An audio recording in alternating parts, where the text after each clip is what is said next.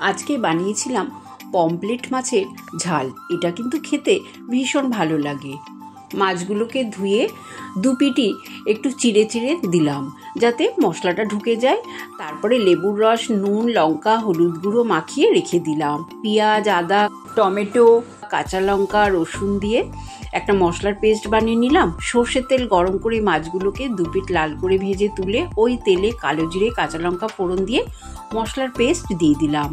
তারপরে হলুদ গুঁড়ো, লঙ্কার গুঁড়ো, জিরে গুঁড়ো, ধনে গুঁড়ো, স্বাদ অনুযায়ী নুন, চিনি দিয়ে খুব ভালো করে লো ফ্লেমে কষিয়ে যখন তেল ছেড়ে যাবে পরিমাণ মতন জল দিয়ে দিলাম। তারপরে গ্রেভিটা যখন খুব ভালো মতন ফুটে যাবে ভেজে রাখা পমফ্রেট মাছগুলো দিয়ে ভালো করে ফুটিয়ে নিলাম। উল্টিয়ে পাল্টিয়ে কিছুক্ষণ রান্না করে নামানোর আগে দিয়ে দিলাম 1/2 চামচ শাহি গরম মশলার গুঁড়ো, 2 চেরা কাঁচা লঙ্কা, 1 মুঠো ধনেপাতা কুচি।